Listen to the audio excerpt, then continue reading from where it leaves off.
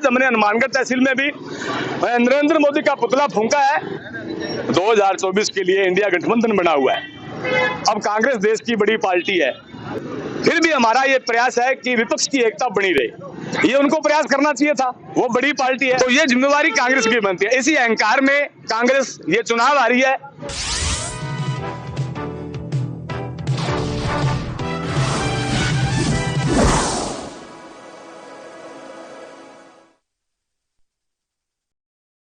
भारतीय communist party मार्क्सवादी के आह्वान पर पूरे देश में हम धरना प्रदर्शन कर रहे हैं। धरना प्रदर्शन इसलिए कर रहे हैं कि आप देखिए, आजादी के बाद इस मोदी सरकार ने सवाल पूछने पर संसद में जो सांसद जाएंगे उनका काम ये सवाल करना, जनता के जो सवाल है उनको संसद में उठाना। संसद में इतनी बड़ी चूक हुई, उसमें वो घुस गए और जिनको घुसने का जो परमिशन दी थी वो भाजपा सांसदों ने दी है, उन पर कोई कार्रवाई नहीं की। जब उन्होंने सवाल उठाया, विपक्ष ने, उनसे पूछा गया कि ये क्या हो रहा है, इसका जवाब दीजिए, तो प्रधानमंत्री ने जवाब देने की बजाय जिन सांसदों ने सवाल उठाया उनको निलंबन किया है। और ये देश के इतिहास में आज तक का सबसे बड़ा निलंबन काल है। ऐसा कभी नहीं हुआ। विपक्ष की आवाज को दबाया जा रहा है, उनकी बोलने की ताकत को छीना जा रहा है। अगर संसद में ही सांसदों को बोलने नहीं दिया जाएगा तो संसद बोलेंगे कहाँ, सवाल जवाब कहाँ करेंगे? इसे घोर तानाशाही कहते हैं। ये तानाशाह सरकार अपनी तानाशाही पर उतरी हुई है। किसी भी सूरत में इस तानाशाही को बर्दाश्त नहीं करेंगे और जनता माकूल जवाब देगी। जिस तरीके से धनखड़ साहब जी ने कहा कि मेरी मिमिक्री कर दी, मोदी जी के लगातार वीडियो आप देखिए, वो संसद में सबकी मिमिक्री करते हैं। उन्होंने ऐसे ऐसे शब्दों का उपयोग किया है जो प्रधानमंत्री की पद की गरिमा का अनुसार नहीं, लेकिन कोई बात नहीं। अभी साक्षी मलिक ने इस्तीफा दिया है, वो भी जाट है, वो कह रहे जाटों की बेइज्जती। इसमें जाटों की बेइज्जती कहाँ होगी भाई? साक्षी मलिक को जब उन्होंने अपना इस्तीफा दिया तब उन्होंने नहीं कहा, उनके बारे में एक सवाल भी कह के दिखा दे। असल में ये संघी मानसिकता है। आरएसएस के लोग उच्च तमाम पदों पर बैठे हैं, ये संवैधानिक पद है उपराष्ट्रपति का।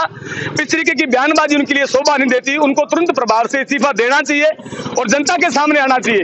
जबकि इस तरीके की नहीं करके सांसदों के आवाज को आप ज्यादा लंबे समय तक दबा नहीं सकते। इसी उपक्रम में हमारी राष्ट्रीय पार्टी के आह्वान पर आज हमने हनुमानगढ़ तहसील में भी नरेंद्र मोदी का पुतला फूंका है। और आने वाले समय में अगर उनका निलंबन काल समाप्त नहीं करते या वो जवाब नहीं देते संसद में, तो इस आंदोलन को सड़कों पर और उग्र और तेज करेंगे। मैं माकपा तहसील सचिव कामिर शेर सिंह सिंह जी, क्या पार्टी जैसे कांग्रेस पार्टी ने पुतला फूंका, आपने अलग फूंका, क्या एकजुट होकर जो है लड़ना नहीं चाहिए? क्या कहना है आपका? ऐसा है, 2024 के लिए इंडिया गठबंधन बना हुआ है। अब कांग्रेस देश की बड़ी पार्टी है, आप तमाम लोग जानते हैं।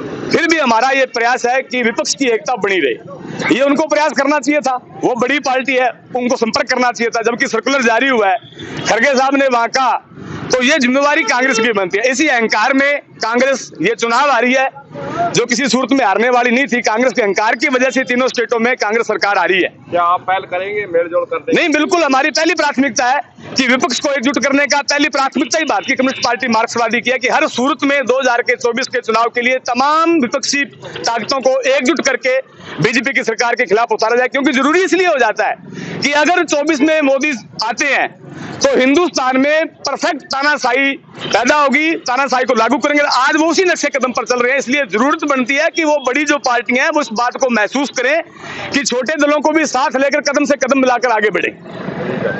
जितना मर्जी कर लो, इकट्ठे नहीं होंगे।